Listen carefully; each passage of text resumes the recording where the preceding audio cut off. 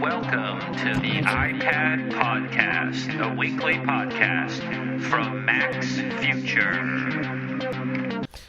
Welcome. This is a special. This is Lex at Mac's Future, and today's iPad Day, March 16th, 2012. And I'm going to devote this a special podcast for the iPad podcast. It usually comes out on Sunday night, and it's going to come out on Friday night. And for those who listen to my Apple podcast, I'm going to release it on that in lieu of the Apple podcast because today is such a big Apple day, and the Apple podcast usually comes out on Friday. And so I'm just going to talk about, the new iPad and mainly about the iPad and iPad-related news and maybe a little bit of other Apple stuff that relates to that. So let's get to it. Okay, so it was kind of a hectic day today. It was the first day that the iPad, the new generation, third generation, went on sale. Now, they did it differently than last year. Last year, on a Friday, early in the morning, they started taking orders for the first time for the second generation iPad. And then at 5 p.m., they started selling it in stores. This year, they did it completely sort of like the way they did it in the first year, which is they allowed people to pre-order starting March 7th last week for delivery today, March 16th on Friday. And Apple started selling it in the United States and 9 other countries at 8 a.m., and also allowing it to be sold with pre-sell, with related retail stores that are partners with Apple, like Best Buy, Walmart, stuff like that.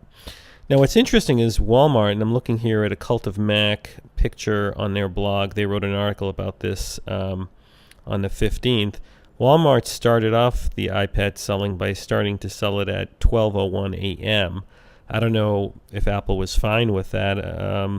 It seems a little weird that some company other than Apple would be selling it before Apple, but that's what happened. And then Apple started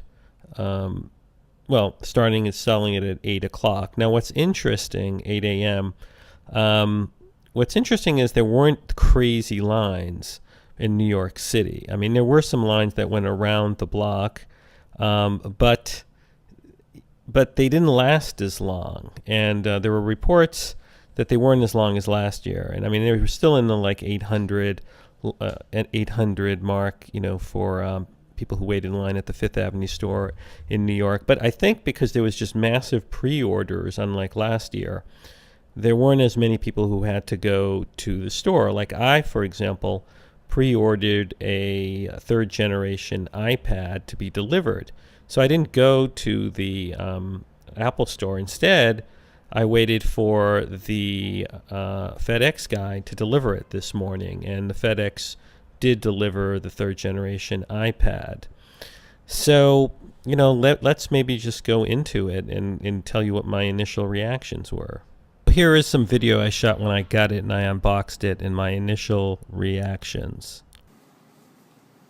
Okay, here is the new iPad. I just got it delivered. And let's see if we can do a little unboxing video. Alright, so here it is. Here's the unboxing. It's very nice. And same look as before.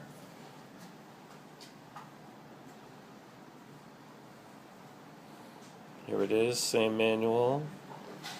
So here's the beautiful screen. Let's take a look at it.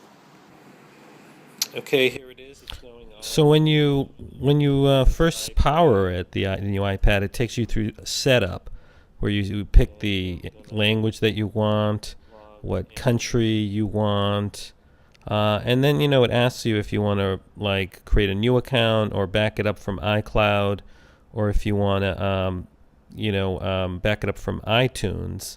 Also, what location services you want on. I picked enable location services. All right, I'm going to try a network here. Okay, so I'm going to do it as a new setup. Let's see if I can sign in with my Apple ID. Okay, so it takes you through a terms and conditions, and you agree. It's setting up.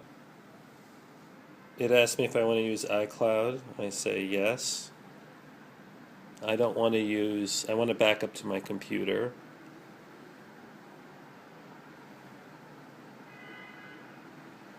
I'm going to do use Find My iPad. Use dictation. Don't send automatically diagnostics. Register with Apple. And my iPad is now set up and I can start using it. So very cool. Okay, so my first thing I'm going to do is compare it to the iPad 2. On the left I have the iPad 2, and on the right I have the iPad 3, third generation. And yeah, you do notice that the pixels look better. The screen does look better on the iPad 2. So it's definitely an improvement. Okay, so here's a screenshot of my new iPad, the third generation, and the home screen came out okay. So my folders from the home screen came out okay, and if you look in the folders on the bottom toolbar or whatever, the bottom dock, they're all filled and all the apps are there. So that's not a problem. But let's go now to the next page. Okay, so if I flick over to the second page, on my new iPad, where I have other folders. Now you can see these folders are sort of stuck with a whole bunch of apps trying to install. And look at the folders if you're looking at the video of this. They're like this sort of, you got this weird look to them, and they don't have all the apps in the folders installed. They're only partially. So let's open up a folder and look into it. Okay, so if you look at this folder that I entitled Video Watch, you can see I opened it up and you can see all these apps that I have, like the TED app, like the Netflix app. They're all waiting. They're all like partially installed. And so I don't know why that happened. Now, again, this could be because I jailbroke my iPad 2, and maybe that sort of screwed up the backup, and so when it's coming over to the new iPad. So I don't know if people are having this problem who are just installing from a backup of a clean iPad 2.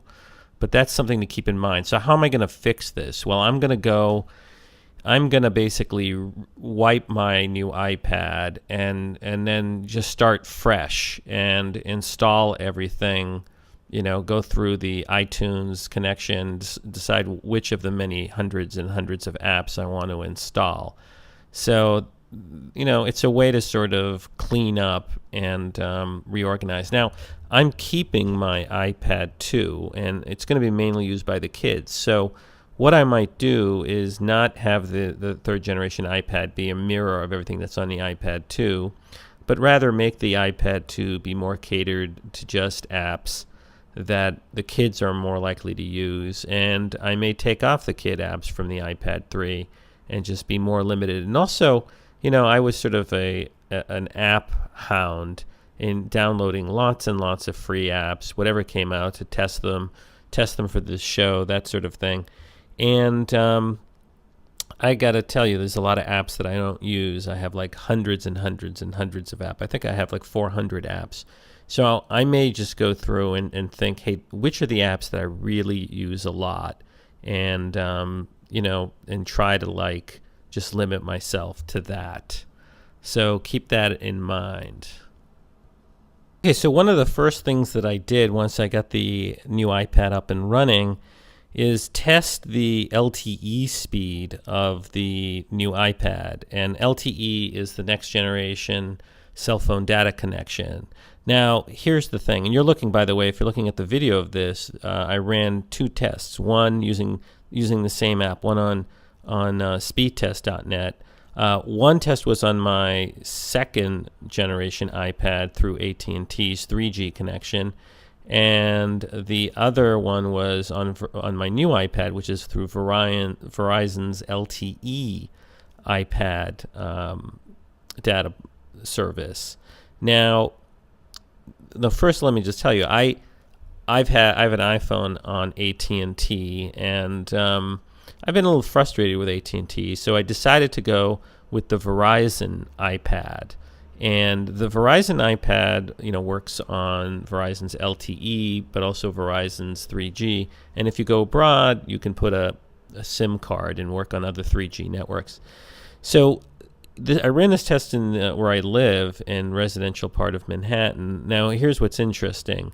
On the right, I have the Verizon LTE test. And if you could see, I got pretty amazing speeds for Manhattan. I got 12.7 megabits per second download speed, and the upload speed was phenomenal, 19.52 megabits per second. Now, to give you a sense of how incredible that is, I have Time Warner cable, and the internet speed for the upload is less than 1 megabit per second. So this Verizon LTE 3G data, if you've got a good, fast connection to it, you can get like almost 20 megabytes per second upload speed. I guess more people are downloading than uploading. And maybe that explains why the download speed was less than the upload speed. So, but still, the download speed was 12.75 megabits per second. Now, Time Warner cable gives me something like between 25 megabits per second to 30. So this speed is still not as fast as high-speed cable or even Verizon Fios, but still, getting over 10 megabytes per second on a mobile device through the cell phone data connection is pretty amazing. Now, on the left, I have AT&T's iPad 2, the iPad 2 on AT&T's 3G network. Now, look at the difference. I'm getting on the second generation iPad 3.11 megabits per second down and 0.42 megabits per second download. So that was pretty impressive. And again, I did it at the same time, same location, in a residential part of Manhattan, and you can see the difference. But I'll tell you, Manhattan at least, the LTE Verizon isn't always that high, because where I work, which is, in a pretty busy place with a lot of people in business working, I tried it out there, and I was getting on Verizon LTE maybe speeds of 3.5 megabits per second, and a little higher in that range in the upload speed. On the LTE, Verizon's, you get, better performance uploading, because I guess a lot of people are downloading. So I wasn't getting the crazy 12 megabits per second speeds. I was getting more like 3 or 2, depending on the time of the day. Now, that's still much more than I was getting from AT&T's 3G service in that same location. I was getting really pitiful speeds of like 1 megabit per second or whatever. So it's just, both for AT&T and for Verizon, this particular business area is just, I guess, inundated with users, and that can slow down a network. And I assume as more and more people have Verizon, LTE, it's going to slow down the network. So, so that's something to keep in mind. Now, in terms of what iPad to get if you're going to get cell phone data connection, I got Verizon, and I'm glad I did, because after I bought it, it came out, that Verizon is supporting the personal hotspot feature in the new iPad. The new iPad, both the AT&T and the Verizon version, has an ability to turn your device into a personal hotspot, so that up to 5 different devices through Wi-Fi, USB, or even Bluetooth can connect and use the cell phone data connection. Now, AT&T has not said it's going to support this, but Verizon said it would, and that it wouldn't charge anything, which is pretty impressive. And I have a screenshot here if you look at it, and it's of the setting. And so under Wi-Fi, under your settings, there's now a little, I guess if you have the new iPad, you've got a place called Personal Hotspot.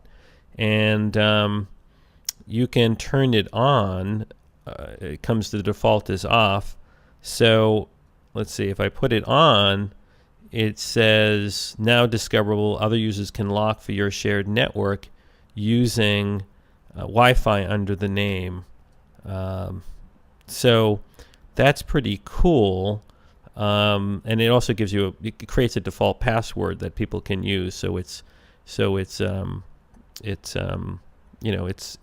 it's not open, and not everyone can join it.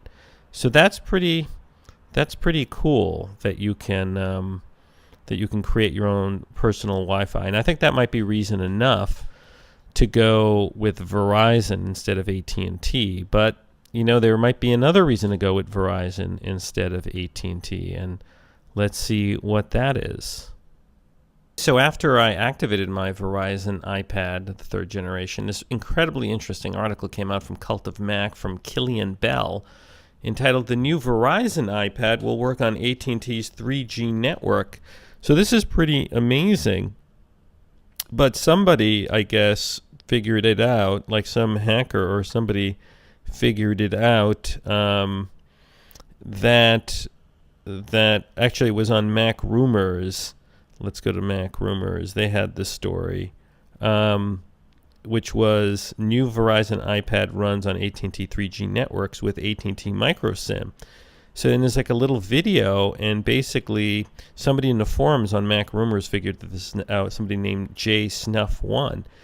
And here's the thing. Apparently, if you've got a Verizon iPad, remember it runs on Verizon's LTE, which is the fourth generation cell phone data connection, and that's not compatible with AT&T's fourth generation data connection. However, AT&T has faster 3G networks than Verizon's 3G network, and there is a SIM slot on the Verizon iPad as well as the AT&T, so that you can put other carrier SIMs when you're outside the country. In other words, if you go to Europe, you can put like a 3G SIM in. You won't get fourth generation LTE outside the country with either of these, the AT&T or Verizon iPad third generation, but you can put a foreign 3G SIM card. But here's what they discovered here at Mac Rumors, this Jay Snuff character.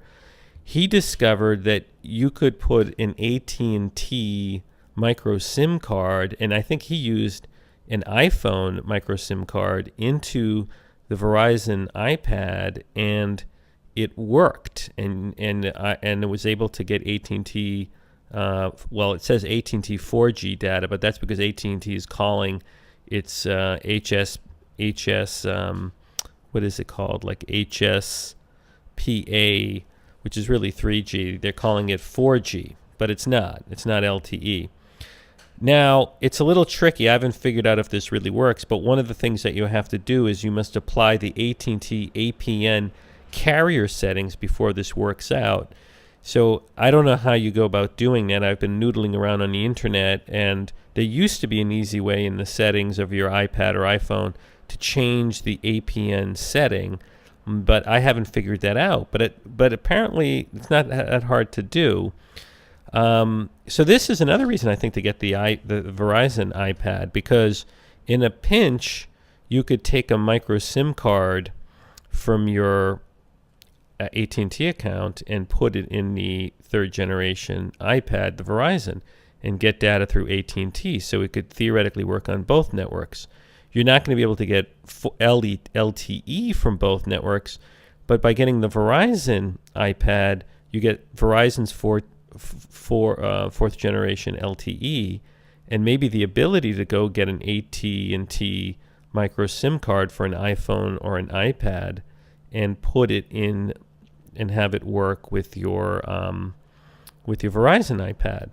Now, here's the thing. In the video, this guy used an iPhone 4S micro SIM, and I'd be a little careful about that, because AT&T might get upset if you use an iPhone SIM in an iPad. I had tried doing that with the iPad 2, and it didn't work. And maybe if you have an unlimited AT&T plan, they might not like you putting it in another device. And I think they have ways of determining that you're using the SIM with another device. On the other hand, I have a micro SIM card in my iPad 2, and it's not an unlimited plan, but like a tiered 3 gigabyte plan. And I wasn't going to continue it. I was just going to have my kids use Wi-Fi on the iPad 2. But I could maybe take that SIM and put it in the Verizon iPad. And if I could change the APNs, maybe I can use it.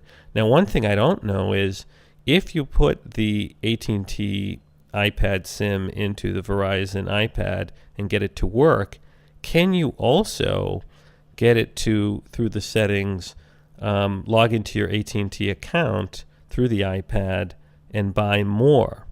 Because that would be kind of interesting. Let's say where you are, you've got great Verizon LTE service, and for that month you're using it. But then let's say you go to a city where there isn't really a lot of good, or a town that doesn't have good Verizon LTE service, but has good AT&T HSPA Plus service. You might have the flexibility of using that SIM card. So this is a really interesting little discovery, and I'll try to follow it to see if it's easy to do, and maybe experiment and do it myself. Okay, so now in terms of apps that really shine with this new display, the apps need to be upgraded by the developers to have the higher resolution artwork that will really take advantage of the incredible display. And so, some of my apps actually were upgraded. For example, the Flipboard app was upgraded, I guess, today, and it's beautiful. But what's helpful is that Apple now has in the App Store on the iPad, and I guess in iTunes, a section entitled Great Apps for the New iPad that highlights the apps that have been upgraded by the developers. So Apple's sort of rewarding those developers that upgrade their apps to take advantage of the higher resolution iPad screen. And it's smart by Apple because they want to show off the new screen. So let's take a look at the first page of that. So far they had, as of I'm recording this, they have 42 apps for the new iPad highlighted. And I don't know if Apple's just putting everything that's upgraded there or only quality apps. So for example, the Flipboard app is highlighted. The New York Times app has been upgraded. The Readability app, which is like Instapaper, has been upgraded, but Instapaper has not yet been upgraded. The Twitter app has been upgraded, and the Solar Walk Education app has been upgraded, and that's going to probably look stunning in the high pixelation. And a number of games have been upgraded. I'm looking at the first panel here. Infinity Blade 2, Modern Combat 3, Sky Gamblers. Let's look at the second pane. Okay, so the second pane has other great apps indicated they're upgraded. For example, Tweetbot, which is my favorite Twitter client, that's been upgraded to take advantage of the new higher resolution. Also, one of my favorite games is Real Racing 2 HD. That was upgraded yesterday, and that's a fantastic racing game, and I'm going to be kind of dying to see what that looks like, high resolution. Also Evernote, which is a great utility for taking notes and data and syncing them to the cloud and backing them up. Also the Mint app, which I use a lot, which is an app that ties together all your financial data from all your accounts, and you can see them. That's been updated, so that's pretty impressive. So let's go to the one more pane. Let's see what's on that. Okay, so this isn't the last pane. There's actually half of another one, but here also some great apps. The writing utility iWriter, that's been upgraded. ABC Player, which is a great, got a lot of ABC shows, that's been upgraded. Star Walk, which is a great astronomy app. Labyrinth 2 HD, which is a great puzzle game, with the ball rolling. So, you've got all these apps that are going to be taking advantage of the higher resolution. Also on this pane, we've got the Early Edition 2, which is a news app, Incredibooth, which is a photo and video app. So we've got, a variety of apps have already been upgraded to take advantage of the stunning new pixels. So let's see the last pane. Okay, so the last pane has 6 apps. Vimeo's, I think, the most prominent one. That's that video app that is a rival to YouTube, and so that's a good sign because maybe that'll have higher resolution watching video on the iPad, the new iPad. iStop Motion for the iPad, which is a great photo and education app to take sort of little captures of different. You can create the sort of animation by moving little things around, taking lots of little pictures and connecting them. A calculator app called CalcBot that's been upgraded, and OmniFocus for iPad, which is a great business utility app. I don't have that one. That's the most expensive at $39.99, and Foosball HD. So there's quite a variety that have been already upgraded. And I expect that Apple will greatly expand this section as developers upgrade their apps. Now, one of the things that I noticed about the new iPad is that it even makes apps that are for the iPhone, which haven't been scaled up to work on the iPad 2, come out in higher, and they look better. So Apple, even if an app hasn't been optimized to work for the iPad, the third generation, Apple, I guess, found a way to make some apps or artwork look better in higher resolution. So they must be like doubling the pixels, even if the developer is not. For example, here's the Tumblr. If you look at the screenshot here I have in the video version, I have a screenshot of the Tumblr app on the third generation iPad. This is an iPhone app, and so you can see there's a little one-time, button on the bottom, and if you press that, it shrinks to iPhone size. But at the blown up view on the third generation iPad, you don't see any of the sort of pixelation or photo loss that you see if you blow this up on the iPad 2. So, Apple. So even if you're not using an app that has been modified to work with the third generation iPad, even older apps look better on the new iPad. So to me, that's a very interesting development. It really sort of makes any app look better, even if it's not optimized for the higher pixelation. Now, the iPad third generation, the other thing that it has is a much better camera on the backside. It's a 5 megapixel camera. So while I was riding the subway with it, I took some pictures, and it is much better. I took this picture. I didn't want to show the people, but I took a picture of the floor of the subway and the feet of some people, if you're looking at that. And it's a much higher resolution than you would get with the iPad 2. You couldn't really do that. So that's pretty cool. But, I'll show you some other pictures that show how good it is. Okay, so if you look at the video of this, I have two pictures side by side, and I took it with the back of the new iPad camera. And it's essentially a close-up of a bag as I'm sitting on the subway, and above it is the floor of the subway and the foot of someone across from me. Now check this out. The macro is very good. So, for example, in the left picture, I put my finger on the guy's foot across from me, and the camera focuses on that and then makes the front, which is closer to me, blurry, the bag. And on the right one, I focused on the bag, and in the background, the foot is blurry. And I don't think you could do this with the old iPad. This is much better lenses, bigger lenses. It has like a macro effect. So it's pretty good camera. It's not 8 megapixel like the iPhone 4S, but has the same optics. And I believe it has also the video stabilization. So I really kind of like that. Now, another nice feature of the new iPad that's not in the iPad 2 is part of Siri. And the part of Siri that this has, but not all of Siri, is the voice dictation built into the keyboard.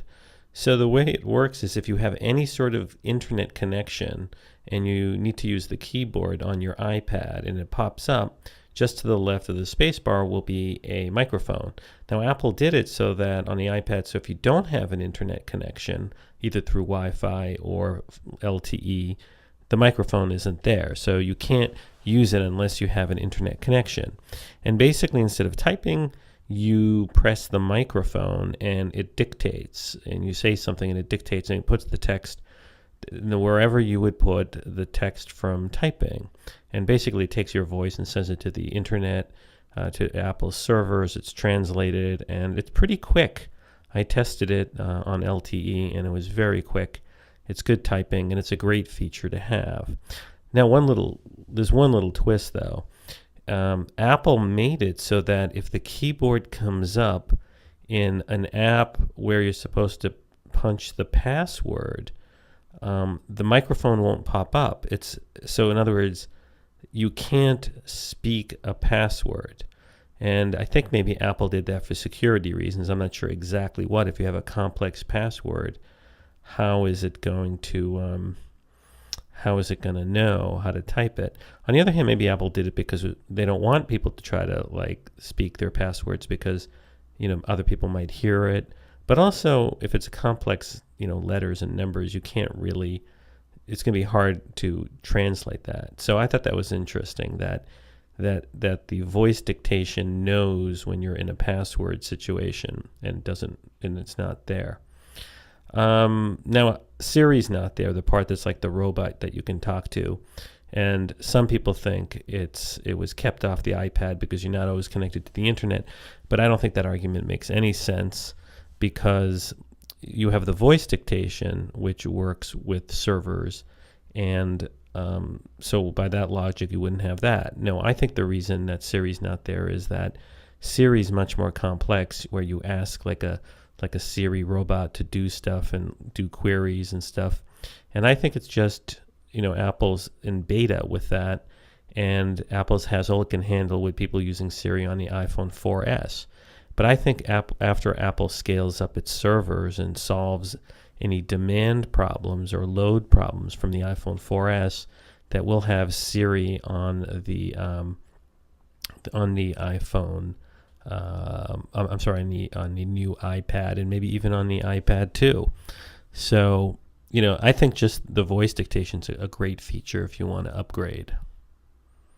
Okay, so one of the really nice things about the new iPad is that it works with iOS 5.1, and if you upgrade to iOS 5.1, you get some really great apps like iPhoto and iMovie. iPhoto is a brand new app, and iMovie was upgraded. But the problem is, if you have a jailbroken iPad 2, you can't go to iOS 5.1 because you'll lose your jailbreak. There's right now no jailbreak for iOS 5.1 on the iPad 2. But there is a hack on how to get the iPhoto or iMovie the ability to download it, because if you don't have 5.1 and if you go to the Apple Store, you can't download it. You can't download the new version of iMovie or iPhoto in the Apple Store. However, there is a hack if you have a jailbroken iPad 2 running iOS 5.0.1. And I warn you, though, this is getting into the sort of guts of your iPad, so don't do this unless you're willing to completely restore your iPad, because it might muck it up. But here is basically the hack.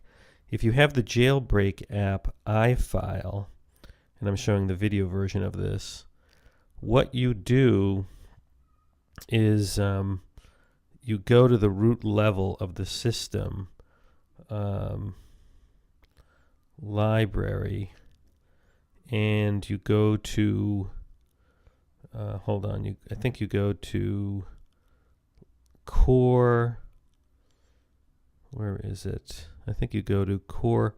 No, you want to go to the system folder. Oh, here it is. The system folder, the library, core services. And there at the bottom, there's something known as the system version playlist. And if you click on that and open it with like a text viewer, if you look in here, right there at the bottom, it says string 5.0.1. If you change that 5.0.1 to 5.1 and save it, then you trick the iPad into thinking it's an iOS 5.1. So I basically rebooted after I changed that. And then I was able to download GarageBand and the updated version of iMovie. And then after I downloaded it, I went back and changed that to version 5.0.1 from 5.1. One funny thing is when I changed it, I think my display recorder app disappeared. And so I had to go back to version 5.0.1 to install a display recorder, which is this screen recording app that I'm using now to show you a live view.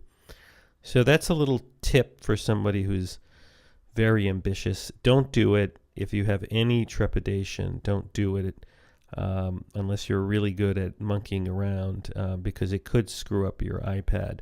But I was able to do it, and I was able to get iPhoto and installed on iOS 5.0.1. So that's a nice little tip on how to do that.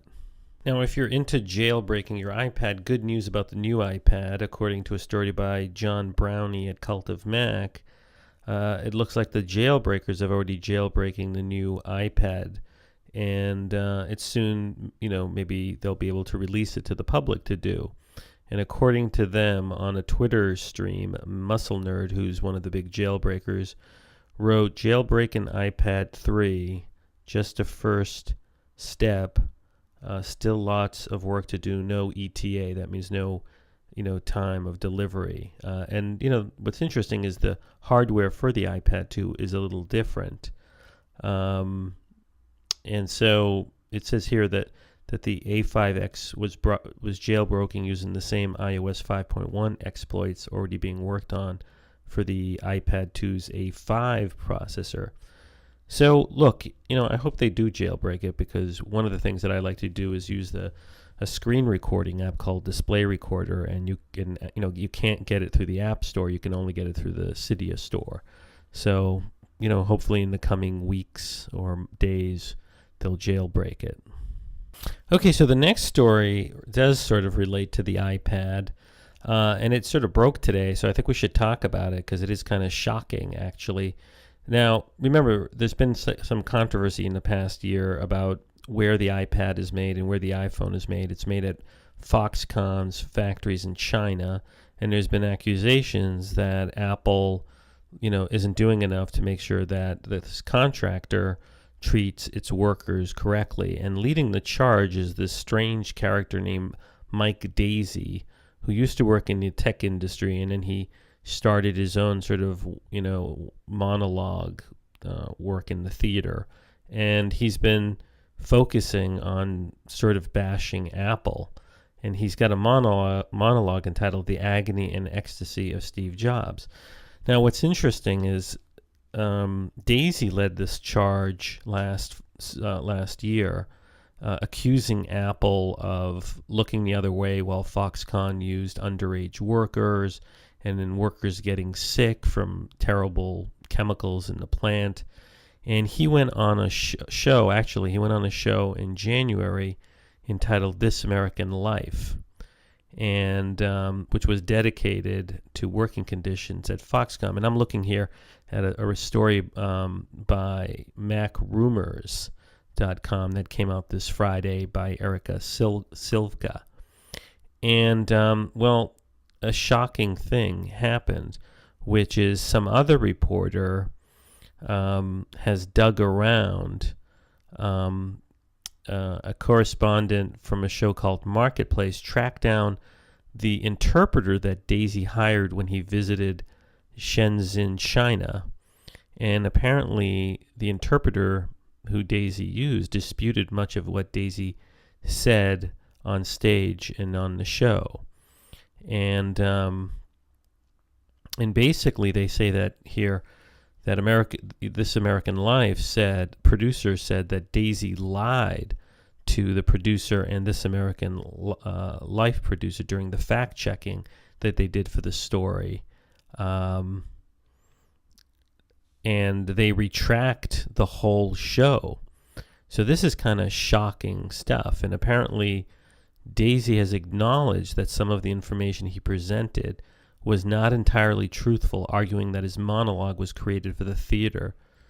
So he's now agreeing that his work should not have been presented as journalism, but he claims to stick by the intent of what he's trying to do. So this is pretty shocking stuff. And I mean, he basically lied and made up the stuff about people getting sick, or interviewing people coming out of the plant who said they were 12 and 14 years old. Marketplace, Rob Schmitz also wrote an article, and he talks about it at length at marketplace.org. Now, go to the Marketplace article. It's really a great piece of journalism by this guy, Rob Schmitz. Now, he apparently did work studying the supply chain of Apple, and a lot of what Mike Daisey was telling This American Life and other reporters, including ABC, didn't make sense. For example, Daisey said, "I'm telling you that in my first 2 hours at my first day at the gate, I met workers who were 14 years old, 13 years old." This is what Daisey recounted. And then he said, "Do you really think Apple doesn't know?" So apparently, this reporter tracked down the translator and that Daisey used, and the translator said, "No, there were nothing like that was translated. There was nobody who was 12 or 14." Daisey also basically said that people were getting sick poisoned by something called hexane, and so this reporter asked her, was there anybody who said they were poisoned by hexane? And she answered the same. No, nobody mentioned the hexane.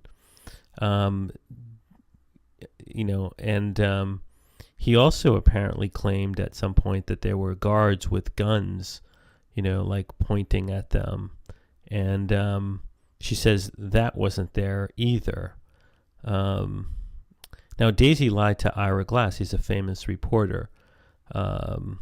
So it's very disturbing, but to some extent, I wonder, if somebody's lying like that so publicly and making up facts about a company like Apple, what repercussions are there? I guess at a minimum, Apple could sue Daisey for the lies. Isn't there a defamation claim? And I wonder if there's any sort of criminal claim. I wonder, if he's doing this to bring more publicity to his play, is that sort of like a fraud?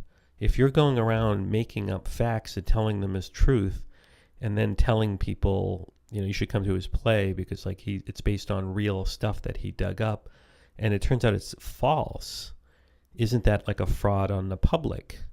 And shouldn't Mike Daisey be charged? It's pretty horrendous, and a lot of sites are covering this, and it's quite an outrageous situation. Now, getting back to the new iPad, how much does it cost for Apple to make it? Now, electronista.com has a story entitled, they're reporting on what the website iSupply found, and iSupply tore it down and has made an estimate that it costs Apple at least $316 to make the new iPad, saying that it's a 20 to 25% increase over the iPad 2. So, I don't know how accurate iSupply is, because iSupply can guess what it costs to make these parts based on market data, but iSupply doesn't know what deals Apple struck. Apple has huge buying power because it buys in quantity. So, Apple could maybe get massive deals and discounts from the suppliers. So I'm not so sure that it costs $316 to make. Now, why is this significant? Because, Apple is famous for making large margins on its products, and if its margin on the iPad is decreased, then that could affect its profits and it could affect its stock price. But, it's interesting. It's not an exact science, and iSupply is tearing it down and guessing. Now, there's big demand for the new iPad, even though the lines aren't as big, because on Apple's website, it now says it takes 2 to 3 weeks to get it. And Apple's not selling it everywhere. It's selling it in 10 countries, including the United States, but it's not selling it in mainland China. And in Hong Kong, Apple's careful to check the IDs of people to make sure that they're from Hong Kong and are only buying 2. So the question is there what kind of aftermarket is it for people who bought an iPad, a new one, and want to flip it? So I sort of checked eBay here, and I don't think the prices are that much over what what Apple pays, what Apple charges. For example, there's an ad here for a 16 gigabyte Wi-Fi version, which Apple sells for $4.99 plus tax, and someone's seeking to buy it new. In other words, you could just buy it outright for $594. So it's about $100 more. But really, that's not a lot more when you factor in the tax. It's going to be, I don't know, $500 and, I don't know, $20, $30 when you buy it. So people aren't really making a lot of money selling the brand new iPads. Here's an ad for a 32 gigabyte Wi-Fi Apple iPad. Now the 32 gigabyte sells for $599. So, and with tax, it's like $600 and change. And here's somebody seeking to sell it for a little over about $100 more. Even the higher priced ones, here's a 64 gigabyte Wi-Fi model, which goes for $699 from Apple and like $7 and change. And you can buy it new for $874, so a little more than $100 and change. So here's an AT&T model, brand new from Apple with taxes, like a little over $900, and someone's seeking to sell it for $1,074. So I'm not sure if people are getting these prices. But I think last year there was a greater markup because Apple was, I think, initially only selling it in the United States, and there were no pre-orders, so there wasn't an opportunity for a lot of people to buy it before there were sales in stores. So my sense is, though, that Apple's making a lot of these, and that if you keep going to the store, if you didn't get one, you'll get one. Now, how great an upgrade is the new iPad from the iPad 2, and most reviewers think it's really a big update because of the very high Retina display screen, because of the LTE data from Apple and Verizon, because of the greater camera, because of the voice dictation. And also, let's not forget the Bluetooth. The Bluetooth is like a newer form of Bluetooth that allows you to do more things. And one reviewer, the New York Times' David Pogue, he was not as excited about the new iPad and took some shots at it. And I thought John Gruber of Daring Fireball did a great job, basically calling him out on it. So, for example, Gruber yesterday, on Thursday the 15th, quoted some of the stuff that David Pogue said. David Pogue said that the new iPad doesn't introduce anything that we haven't seen before, either in the iPhone or in rival tablets. There's no Steve Jobs one more thing moment here. Apple just took its white-hot iPad and added the latest screen, battery, and other cellular technologies. And Gruber writes back, "This strikes me as overly cynical. We've seen an IPS Retina display in a consumer product before, but only at 3.5 inches. What product have we seen with a 9.7-inch IPS Retina display? What product have we seen that gets 8 hours of battery life during the web on LTE?" This is what Gruber said. And I think he's right in criticizing David Pogue. I think David Pogue, I think he's being ridiculous in saying that this isn't a major upgrade. I mean, it's a much better screen. You've got more memory. You've got RAM now of 1 gigabyte worth of RAM, and you've got high-speed internet access through LTE, plus a better camera, plus voice dictation, things that you don't have. I mean, the one thing that hasn't changed is the form factor is the same. and it's a little heavier and a little thicker than the second iPad. But overall, this is a quantum leap in the iPad. And it's funny, I called out David Pogue on Twitter. I retweeted John Gruber's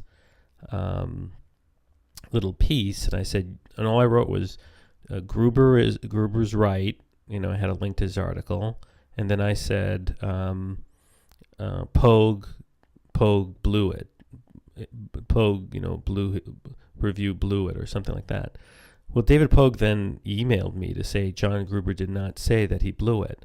And I wrote him back and I said, look, I didn't say John Gruber said that you blew it. I said that John Gruber was right. I'm saying you blew it. And I don't know why. I think maybe sometimes, bashing a new product's in fashion. But, I will say this, though. Like, the one thing that's a little unusual is that it's a little thicker and a little heavier than the iPad 2, because Apple usually makes things thinner and lighter. And I think Apple tried to do that, but in the end, it had to go with enhancing other features like the display and the LTE cell phone data. And the thing is, both of those functions are huge data hogs. So apparently Apple made the battery 70% bigger and squeezed it into this thing so that you could still have this incredible 10-hour battery life. So that was the compromise, a little more thickness, a little more weight, and not a lot. But if you hold the two devices, the iPad 2 in one hand, the new iPad, you can feel a little more weight and a little heftier in holding it. Now, one friend of mine who has the iPad 2 and wants to get an iPad 2 for his mother, he didn't look very closely at the display, but he held it and he thought it was a game breaker to have the slightly heavier iPad. And I do think there's a school of thought in that the iPad can be made lighter, that people want something as light as the Kindle. The problem is, at this stage in technology, if you make an iPad that is super light and super thin, you're not going to have a large battery life, because that's the real struggle. How do you... The Kindle, for example, the regular Kindle, the ebook Kindle, it doesn't take much power because there's just a very simple black and white e-ink screen. And that doesn't take up much power, so it doesn't have to have much weight or size. But when you have millions of pixels in the iPad screen, it's a huge power-consuming device. So how do you maintain that and also have long battery life? Now, the question is, do you think some people wouldn't mind having a shorter battery life and having it be thinner, like having a battery life of 5 hours or 6 hours and having it be super thin? I don't know. I think Apple thought about that. In the end, I think Apple thought, hey, people could go back to having a little more weight and a little more thickness. And the thing is, even with this thickness and weight, it's still much thinner than the first generation iPad and much lighter than the first generation iPad. So, I don't think it's that thick or that thin.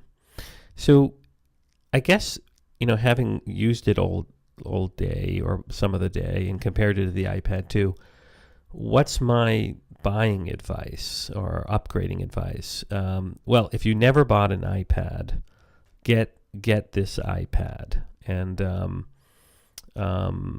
if you think you're going to be a really light user of the iPad, maybe it's worth saving a few bucks and getting the $399 iPad 2. But given the much nicer screen and all these other features like the great camera and the LTE, I would consider spending more money and getting the new iPad. Now, what if you have the first generation iPad? If you have the first generation iPad, I think it's time for an upgrade, because this is going to be much faster. It's going to be lighter, it's going to be thinner, and it's going to feel like a major, major upgrade. And you could probably sell your first generation iPad for a few bucks here and there, either as a trade-in on Amazon or a trade-in with Apple, or sell it on eBay, something like that. So then the question becomes, what if you have the iPad 2? Is it worth getting the new iPad? And I think it comes down to this. If you are a heavy, heavy, heavy user of the iPad 2, you should consider upgrading. Now, if you're a heavy, just to get the Retina display, because the Retina display is truly stunning, and it's going to make everything look better. Now, if you're a user of the iPad 2 and travel a lot and use cell phone data connection, also definitely upgrade, because the LTE on Verizon AT&T is much faster. And plus, if you get the Verizon one, you can use it as a Wi-Fi hotspot with your laptop or even your iPhone. And now there's a subclass of people who are using the iPad 2 who are also using it to take a lot of pictures and movies just because they were always with the device. Well, that's also another reason to upgrade, because the camera on the back side takes stunning 1080p videos and great pictures. And so if you're using the iPad 2 to take a lot of pictures, you should probably upgrade, because you can only take a picture once and you have it for a lifetime, and so why not have it in a higher quality? And then also, if you write a lot of documents or compose a lot on your iPad 2 and really feel like dictating, that's another reason to upgrade to the iPad, the new one. And you can resell your iPad 2 or give it to another family member. On the other hand, if none of that stuff fits you, stay with the iPad 2. It's a very good device. And maybe wait to see what Apple's going to do next year. Maybe they'll have these same features, but make it thinner and lighter. So that's my buying advice. Okay, before I end, I want to give a shout out to an update that just happened today, actually in this evening, in an app that I use a lot and that's been optimized now to work with the new iPad, but also has major upgrades. And it's the app called Instapaper, and I use Instapaper a lot, and it's made by the developer Marco Arment, who has his own blog at marco.org and also has his own podcast on the 5x5 network. And Instapaper has a major upgrade, and it costs like $4 or $5 or something like that, but it's a really great app, and it takes you beyond what the reader button in Safari does. Now, if you're not familiar with the reader button in Safari, basically when you launch a web page in Safari on the iPad and also on a Mac, if you read a story, I'm like looking on MacNN, if you click on the story, this is a great little trick, you get this reader button in the address bar. And hold on a second, here it comes. It's a little slow, my little network access here. Here it comes. Okay, but basically you press the reader button, and let's see if I can get it faster. Here it comes. All right, here it is. So I've got the reader button, and if you press it, now what's going on?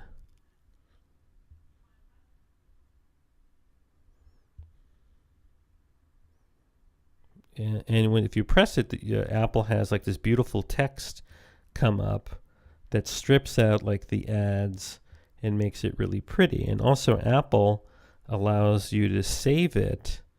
If you go to your bookmark area and click your share button, you can have it add to your reading list, and then you can retrieve it later. But this doesn't do one thing. It doesn't store it for offline viewing. And the Instapaper app by Marco Arment, it actually allows you to click. You have a button you put in your bookmarks area, and then when you're on a story, you click it, and it's saved to your online Instapaper account, which is free, and then that syncs to your app, and stories are saved on your app.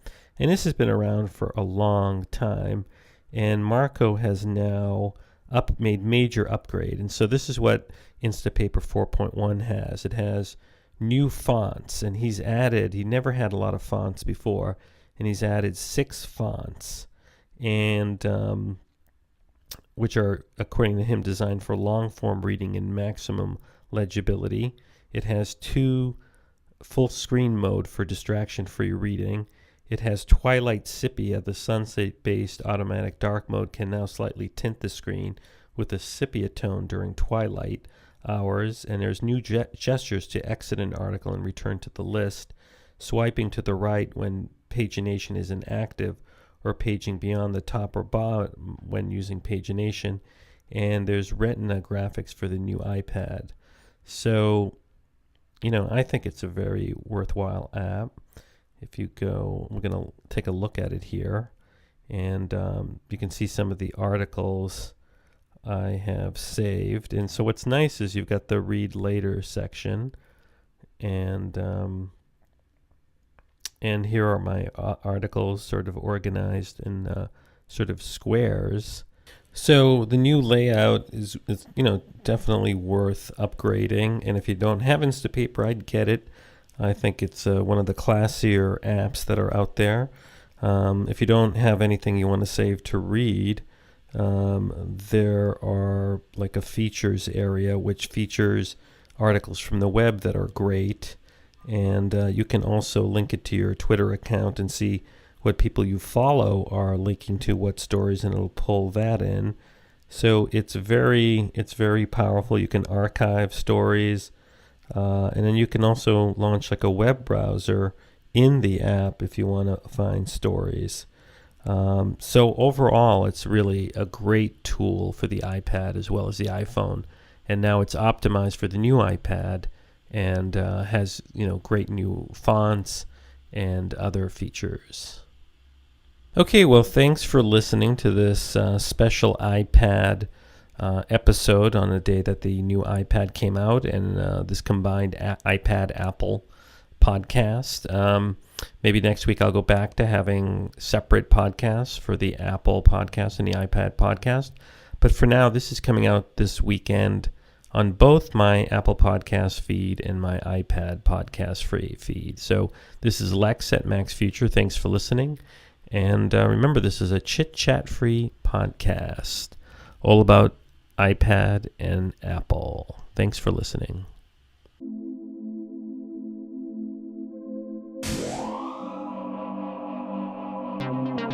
This has been a Max Future production.